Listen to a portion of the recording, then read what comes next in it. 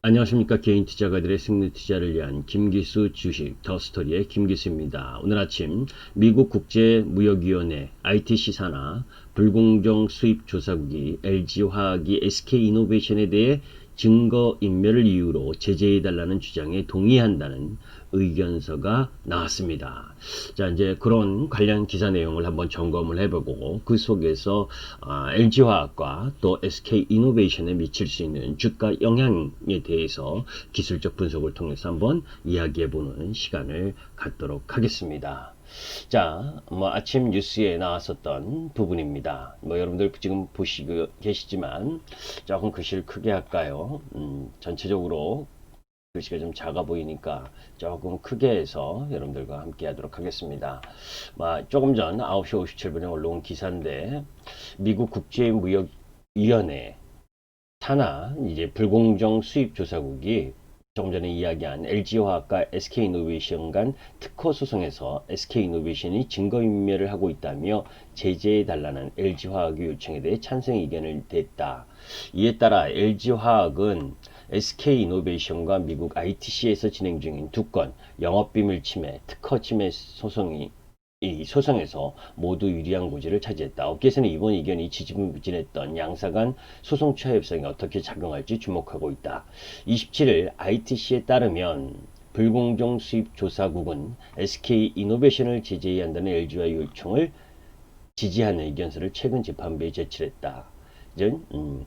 이 불공정 수입 조사국은 ITC 산하 조직이자 공공이익을 대변하는 독립적 기관으로서 소송 안건에 대한 의견을 제신한다. ITC 재판부는 최종 판결을 내릴 때 원고와 피고의 입장에 대해 더해 이 불공정 수입 조사국의 의견까지 종합적으로 참고합니다. 앞서 LG화학은 지난달 말 SK이노베이션이 증거인멸을 주장하며 ITC에 제재 요청서를 제출했다. SK이노베이션은 LG화학이 자사 배터리 특허 기술을 침해해왔다고 소송을 걸었고 LG화학은 994 특허의 선행 기술을 보유하고 있다고 주장했다.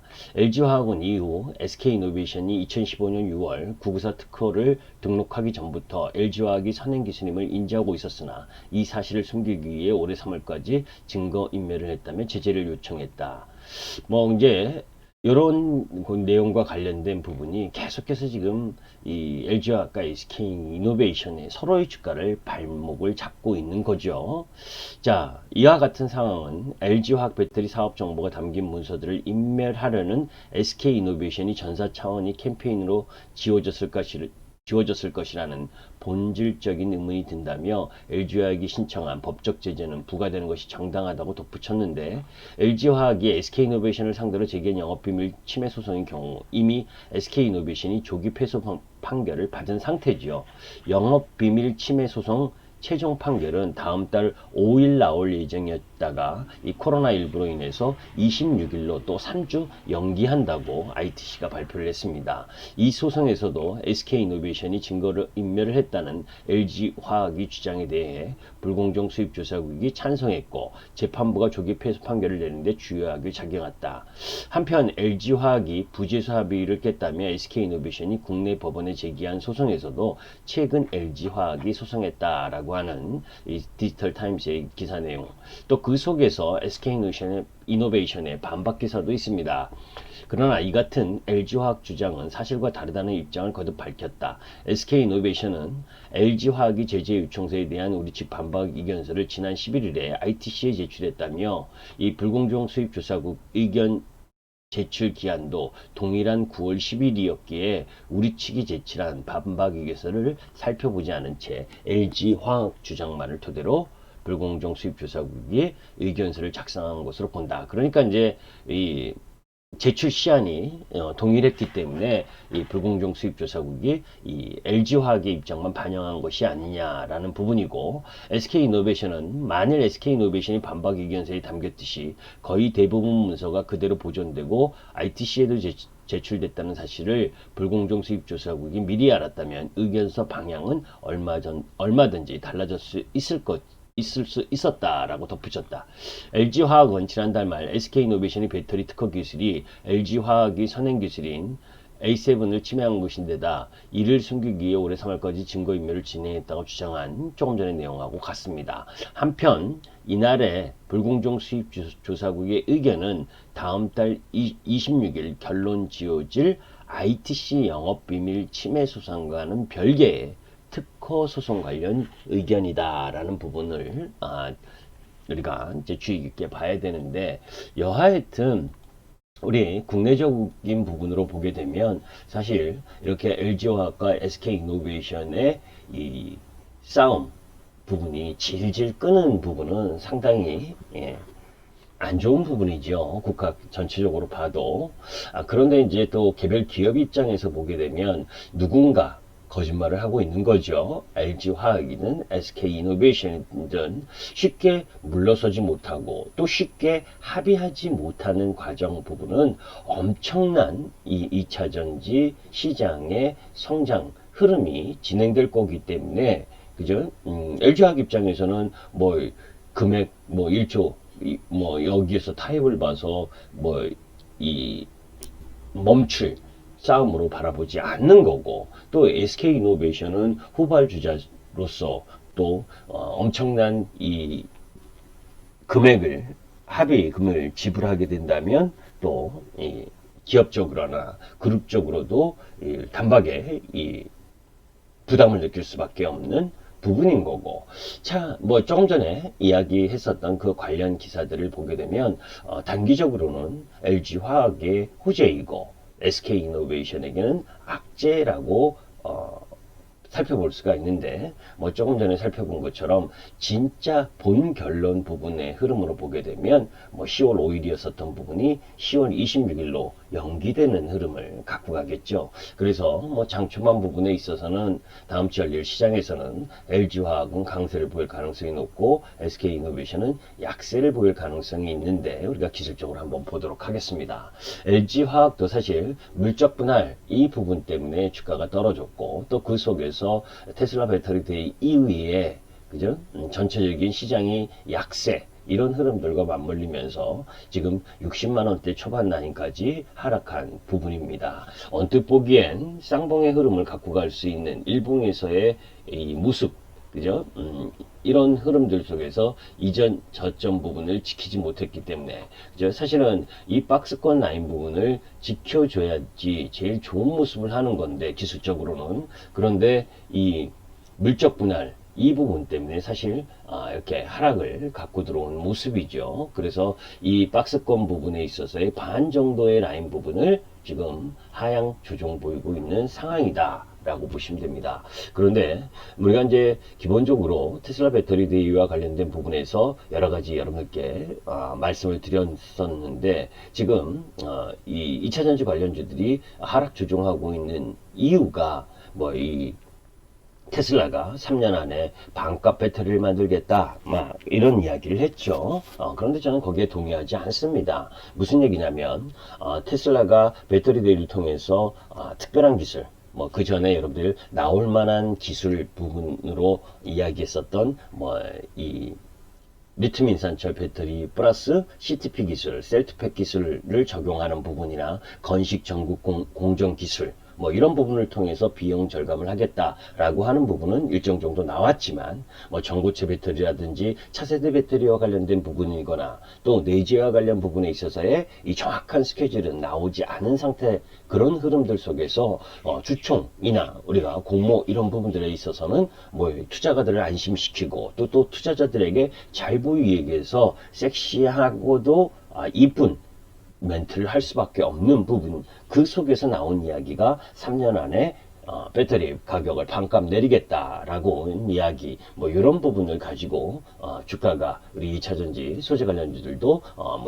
지난주 많이 떨어졌습니다. 사실 그거보다는 오히려 전체 시장이 약세 흐름 속에서 좀 덜 떨어졌던 섹터에 기관들의 매도가 일정 정도 나오면서 주가 하락이 이어진 부분이다라고 보고 있기 때문에, 지금 LG화학 부분에 있어서 뭐 물적 분할이라고 하는 안 좋은 이야기도 있지만, 지난번 LG화학 물적 분할과 관련된 이야기를 동영상 업로드했었던 것처럼 궁극적으로 분할 이후에 그 회사를 조기 상장을 해도 적어도 6개월에서 1년 이상이 걸린다라고 하는 부분. 그러면서 LG화학이 LG화학을 LG 에너지 솔루션이라는 자회사 이 부분을 매수하려면 결국 LG화학을 매수할 수밖에 없다라고 하는 부분을 고려한다면 지금은 오히려 중장기 관점에서 매수 관점으로 바라보는 것이 맞지 않겠느냐라는 부분입니다. 하여튼 뭐 그것에 대한 갑론을박이 있죠. 뭐 사실 인적 분할이 아니고 물적 분할을 했을 때 디스카운트 받을 수밖에 없는 요인 이런 부분들도 있다라고 생각하시는 분들도 있고 또 반대로 그죠? 조금 전에 이야기했었던 이 LG 에너지 솔루션이라고 하는 이 LG 배터리 기업을 살 수가 없는 흐름으로 간다면 결국 LG 화학 쪽을 매수를 할 수밖에 없다라고 하는 부분. 그래서 오히려 물적 분할로 주가가 떨어지는 가운데에서 외국인들이 비중을 더 늘리는 흐름을 보여줬다라는 부분입니다. 그래서 여러분들께 이야기하고 싶은 부분은 뭐 단기적인 관점에 있어서의 부분은 지난번에도 언급드렸지만 물적 분할이 악재의 요인인 건 분명하지만 그러나 중장기 이 배터리 사업 부분에 있어서의 중장기 성장 흐름 부분이 지속적이다라는 부분을 염두에 둔다면 오히려 매수 관점이라는 이야기를 여러분들께 계속 했었던 이유도 마찬가지고 지금 60만원 근처 63만원 이 부분이라면 지금 뭐 조금 전에 뭐 그런 판결 이런 부분이 아니더라도 LG화학은 매수 관점으로 바라보는 것이 좋겠다라는 부분을 여러분들께 말씀을 드리고 지금 월봉으로 그죠? 5개월 연속 상승 이후에 그 상승 부분에 있어서 3분의 1 정도의 되돌림 부분 그리고 이전 고점 부분에 있어서의 지지 라인을 지금 잡고 있는 그런 흐름이다 라는 쪽으로 바라보셨으면 좋겠습니다. 자, 이제 반면에 SK이노베이션 같은 경우에는 그죠? 뭐 주가가 지난번에도 이 상승할 때도 여러분들께 한번 말씀드린 것처럼 위에 매물벽도 심하고 그죠? LG화학과의 소송 문제도 끝나지 않았고 LG화학은 글로벌 시장 마켓 1임에도 불구하고 그죠? 지금 SK이노베이션은 후발주자인 가운데에 그죠? 그런 부분들 속에서 LG화학과 삼성 SDI 2차전지가 올라오니까 SK이노베이션도 따라서 올라온 흐름이 있죠, 그죠? 그런 부분들을 염두에 둔다면 우리가 상대적 선택적 흐름 부분을 가질 때 SK이노베이션보다는 LG화학을 매수하는 것이 더 바람직하지 않겠습니까? 그죠? 굳이 이 소송 부분에 있어서 어느 쪽이 이기느냐 지느냐 이런 부분들보다는 그죠? 뭐 조금 전에 그 소송 관련 뉴스로 약세를 보인다 하더라도 뭐 이전 고점이었었던 13만 5천 원 요 라인 부분은 지켜지지 않겠느냐 하는 부분입니다. 뭐 13만 원과 13만 5천 원 라인 부분에 지지 라인을 좀 잡는 형태 부분 왜 미리 뭐 그런 우려까지도 감안해서 떨어지는 부분이 있기 때문에 그래서 SK이노베이션 부분에 있어서 보게 되면 뭐 이 거래량이 컸었던 이 상승하는 부분에 있어서 다시 원위치한 가격 부분으로 돌아왔기 때문에 뭐 월요일날 소폭 저 뉴스를 가지고 약세를 보인다 해도 뭐 급격하게 쫓아가서 최종 판결도 아니고 그죠? 그런 부분들을 염두에 둔다면 전 뉴스에 너무 크게 휘둘리지 않는 것이 좋대. 그죠? 우리 LG화학과 SK이노베이션이 양사가 잘 합의를 해서 국익을 위한 이제 흐름들이 갔으면 좋겠다. 그래서 뭐 실질적으로 누가 옳은지 옳은지는 모르겠지만 누군가는 뭐에 잘못을 이야기하고 있는 거 않겠습니까? 그죠? 그 잘못을 하고 있다라고는 회사가 어느 정도 상대방 회사에게 잘 해줘서 그죠? 더 이상의 소모전 이 부분으로 가지 말고 두 양사가 글로벌 시장에 있어서 전기차 시장의 2차전지 배터리 시장이 얼마나 큽니까? 그죠? 그 부분 글로벌과 싸우는 입장에서 좀 이 해안을 가지고 잘 마무리가 됐으면 하는 바람입니다. 양 시장 양 종목 다 상대적으로 저 뉴스에 그렇게 크게 영향을 받을 부분은 아니지만 우리가 선택 흐름으로 본다면 오히려 LG화학 쪽에 더 비중을 두는 것이 바람직하지 않겠느냐 이런 말씀을 드리도록 하겠습니다. 그래서 결론 부분을 이야기를 하게 된다면 뭐 이 IT 시사나 이 불공정 수입조사국의 의견, 이 부분에 너무 크게 과잉 반응하지는 말자, 이런 말씀을 드리고 오히려 시장 흐름에 충실한 것이 더 낫다라는 말씀을 드리도록 하겠습니다. 김기수 주식 더스토리의 김기수였습니다. 여러분들께 도움이 되셨다면 구독과 좋아요 부탁드립니다. 감사합니다.